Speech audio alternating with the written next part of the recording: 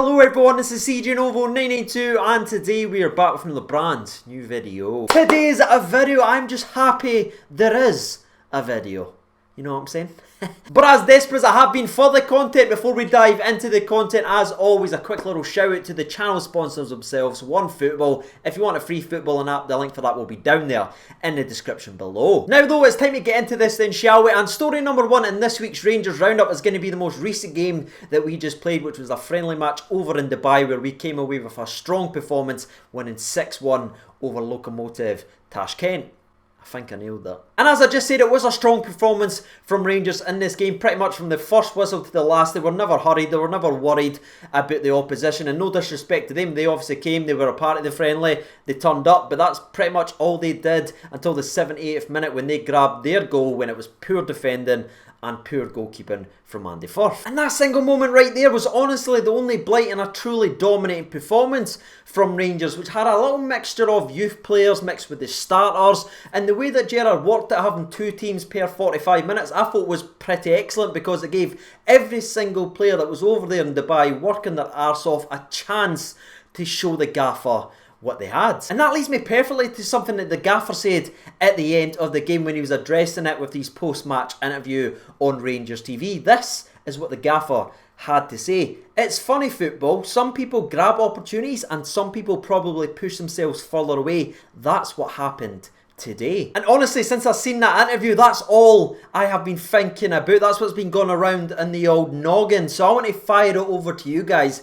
If you saw the game of football, who do you think took their chance and who do you think pushed themselves further away by that performance in Dubai? And while you guys are hopefully sharing your opinions on that down in the comment section below, I will give you a match breakdown very briefly. As I said, it was a dominating performance from Rangers, but we did play some beautiful stuff, and that was highlighted in the goals because they were well worked and well finished. And I think that perfectly sums up the first goal. You've got Ojo being positive, being direct, getting in behind his man, whips a fantastic ball into the box over to Jermaine Defoe. And as I always say, and you guys already know, when you give him even a half chance inside the box, it's in the back of the net, and that set us on our way only 10 minutes into the game. The second goal in this game was by far my favourite goal, and you probably already know, ladies and gentlemen, but just in case you didn't, the assist was from Captain Ryan Jack. Look at that! You know what I mean? Is that not the second greatest sight that you have ever seen? Beautiful. And the assist wasn't bad either, ladies and gentlemen. The ball gets cleared sort of way. Ryan Jack's running it. He reads the ball well, as he always does. Then he hits an outside of the foot through ball in between three defenders, and Ojo takes a fantastic first touch and buries it into the breadbasket, top left, with his right foot. Everything about that goal was absolutely quality, from the assist to the finish. The second goal was the goal of the game, in my opinion. And from there was other half opportunities and half chances here or there, but we get to half time and it's 2-0. Then the changes were rung again, and the second half team came out, which had the likes of Andy Halliday, Greg Docherty, Greggy Stewart, finally getting longer than 8 minutes, and boy did he show us what he could do. However, Greg Stewart didn't get on the score sheet yet. Nah. The next goal was actually scored by the one, the only Stephen Davis, with an absolute rocket into the back of the net. I know there's a lot of questions regarding the goalkeeper, and honestly it did look like he won a raffle to play against Rangers at some points during that second half, but you cannot blame the goalkeeper for that. That is utter class from Stephen Davis, an absolute rocket, and we're 3-0 up round about the 50th minute. The fourth goal didn't disappoint in terms of the old quality either, with a long ball over to Ryan Kent. He chases it down, he then runs straight at a defender, dropping two delicious step overs. He then has the quality to back up after his skill moves with simply lifting a ball over the goalkeeper to the back post, where Captain Tavernier was there. He stick the ball in the back of the net. A really well worked goal from Ryan Kent, and again his skill moves must be the deadliest thing in Scottish football since this gesture and this gesture. Now, in between the fourth and fifth goal from Rangers, there was actually a goal for the opposition, which we've already discussed a little bit in today's video, but the way we conceded it was just a bit of a shambles. It was a simple long ball to deal with. We didn't deal with it. Then Andy Firth just sort of comes out, even though he's got a defender in front of him, and just allows the opposition to have an easy little slot in behind the net. I don't know what Andy Firth was actually doing there. I can imagine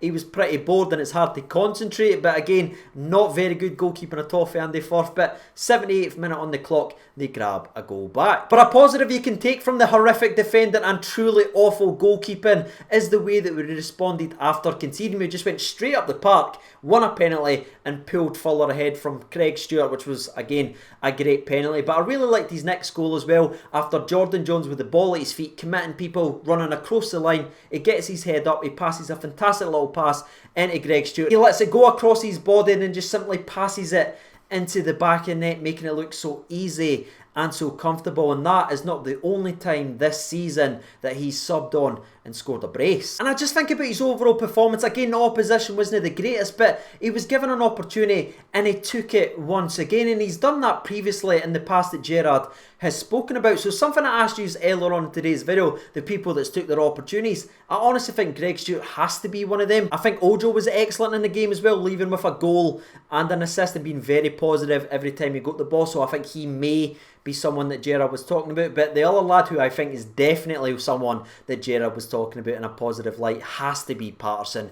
What a 45 minutes that young lad played. I honestly was so impressed with the young laddie. I thought he was excellent in the game. The entire 45 minutes that he played, up and down, putting in the challenges when he needed to. I think he only needed to do 1 or 2 if I'm remembering correctly. But his composure going forward and calmness as well, in and around the box, keeping his heat up, trying to pick passes out. He wasn't just going at the byline and just whipping balls into absolutely no one. He was lifting his head constantly and trying to pick out individual players, and he came very, very close to grabbing an assist in this game as well. I thought he was excellent, and young Patterson has to be someone that Gerrard was talking about regarding taking his opportunities and chance when they were given. On the flip side of that, however, and regarding the people pushing themselves further away for playing, I'd honestly think Gerrard might have been meaning Barker and Andy Firth. I wasn't too impressed with either of them, especially Barker. I just look at this lad, and I said it when we signed him, I just do not get it. I do not see what he brings to the team, and I hate to say that, I hate to be negative, but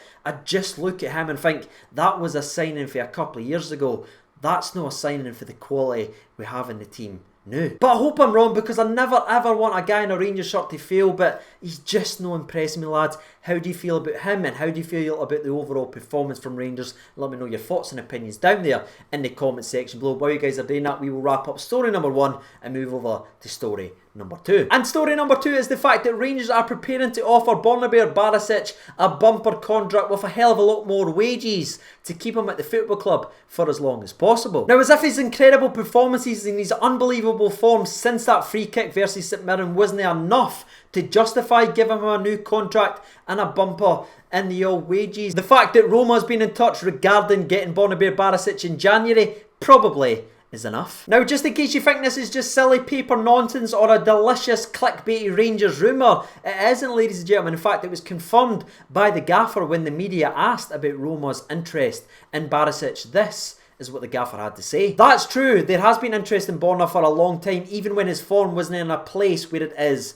right now. Everyone respects the fact that you're talking about the Croatian #1 left back, and they're a team that has a massive respect around the world. Now, one, I absolutely love the fact that Gerrard was so open and honest and just letting us know exactly what's going on. 2, I love the fact that Rangers are willing to give this lad a bumper contract to try and put off any other team. 3, I also love the fact that our players at the football club is gaining interest from teams like Roma. But 4, I also hate the fact that teams like Roma are looking at our players because they can offer a hell of a lot of moolah than what we can in Scottish football. So in a weird way, it's kind of mixed emotions regarding story number 2. However, I think it's important, and the biggest thing you can take away is that he's expected to sign the new contract and commit his future to Rangers. His head hasn't been turned, he's not looking elsewhere or anything like that. He's happy being here, and he's heavily expected to sign this new contract within the next couple of weeks. Now though, unfortunately, we've reached the third and final part of today's video. I know I'm going to miss you as well, but the third part of this week's Rangers Roundup is going to be a little bit of news regarding Zak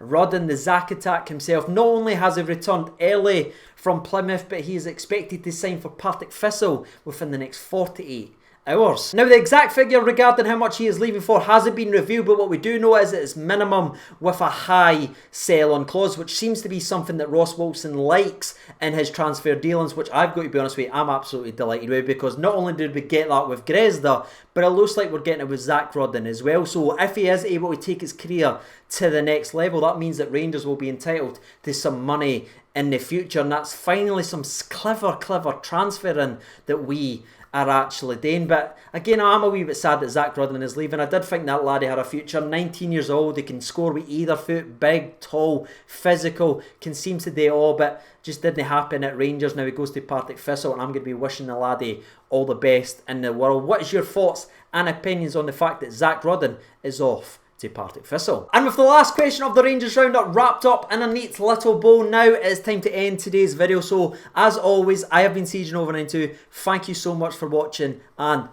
bye.